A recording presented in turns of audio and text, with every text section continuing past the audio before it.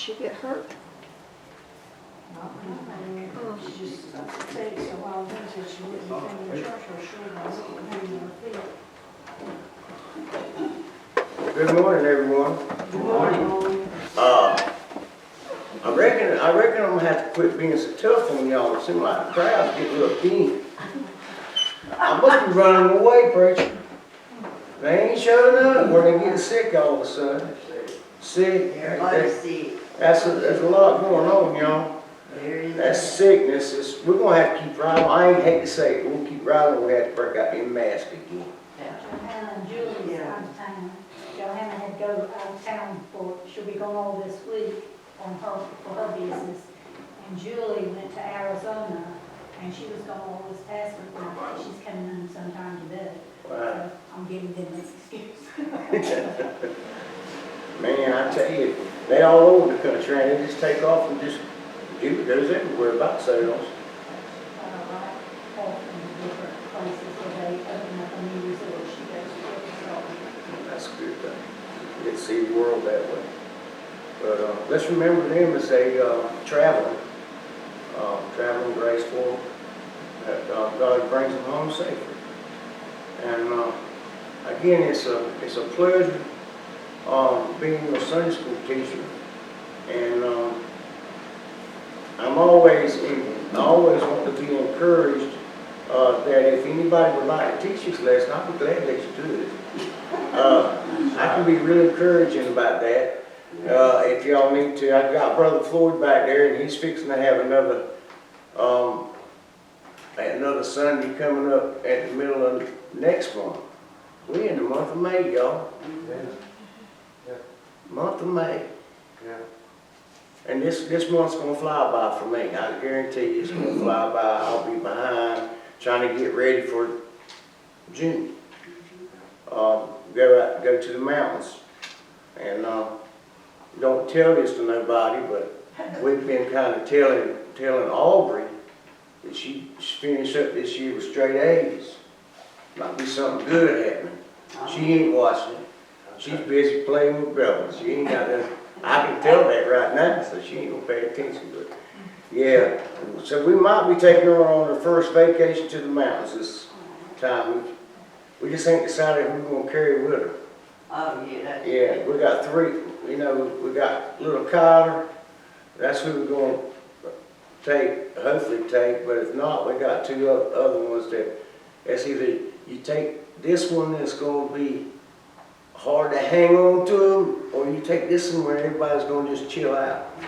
I like the chill out part myself, so I don't want to have to run youngins all that weekend. But I ain't beyond it. But let's get into our lesson. Our lesson this morning is, as Brother Jason did a fine job, brought out some good points there. A mission met with courage. The point is, God gives us courage to speak boldly about Christ. You know, we are familiar with the clinical expression, no good deed goes unpunished. That is not a biblical statement, but good deeds do occasionally get us into hot water. You know, in Acts chapter 4, Peter and John did a good deed that drew attention to Jesus Christ. And that got them in hot water with their religious leaders who opposed them. Their experience shows us how God gives us courage to stand strong in the face of adversity.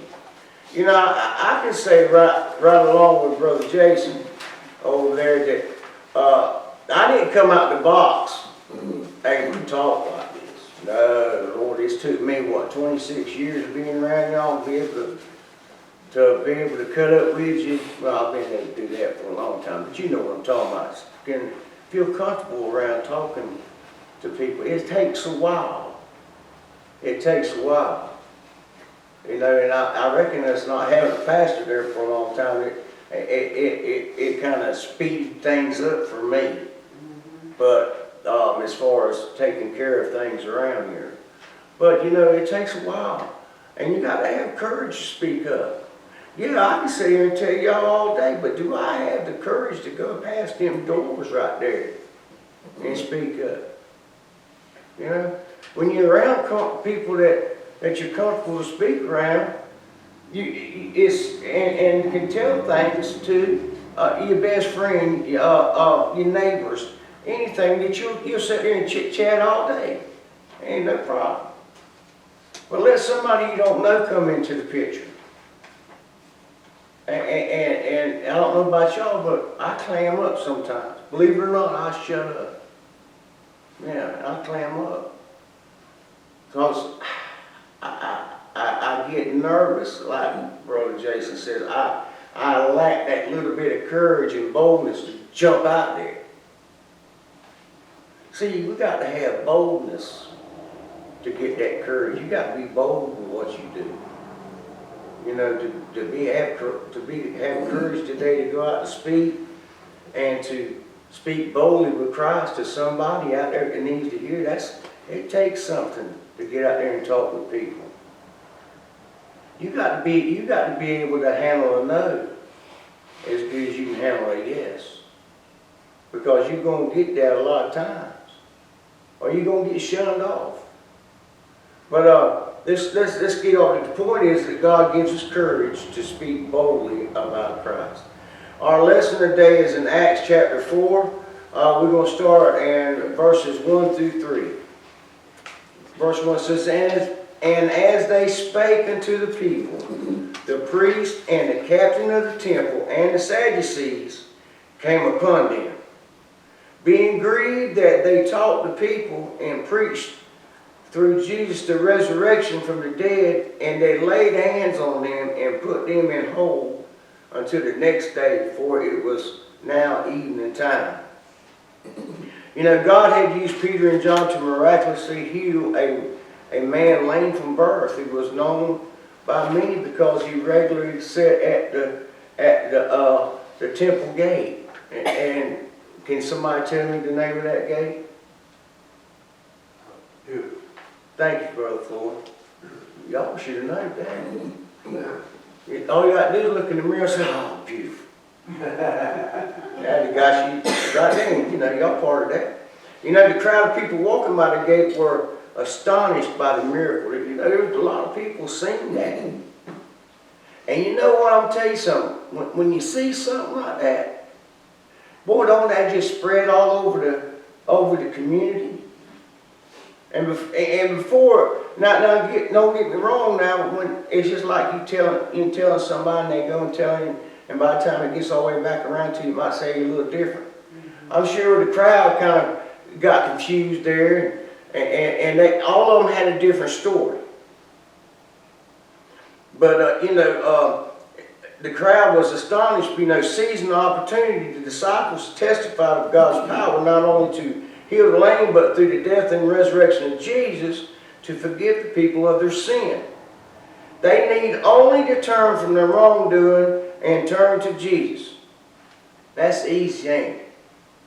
Just turn from your wrongdoing and turn to Jesus, whom Peter and John declared to be the Messiah and the source of life. This message of the disciples not only created a stir among the people, as many were immediately convinced that it was true. It also caused an uproar among the temple's religious leaders who strongly objected to it. So there was an opportunity for Peter and John amongst all these people to preach the word, to tell people about Jesus and speak it boldly. And a lot of people were convinced, but there's always them 2 or 3, 4 or 5 sitting back there in the back that's tearing your little message apart, and trying to pull the bad out of it, and always doing something that tries to throw a monkey. The devil's in everything. Yeah. And in this situation, the devil's working overtime, trying to get something on. It said the priest, the temple police, and the Sadducees represented the upper class of wealthy Jews who controlled the temple and its activities. The wealthy ones. They had control over everything. The Pharisees was viewed as more middle class compared to the Sadducees.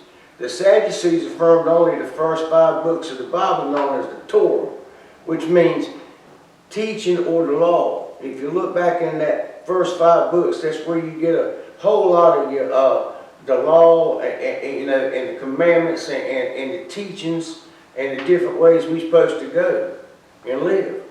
And you look in Deuteronomy and Leviticus, that, yeah. Leviticus. Yeah, Leviticus. Leviticus. Leviticus. There you go. Leviticus. You got it. Leviticus. All right.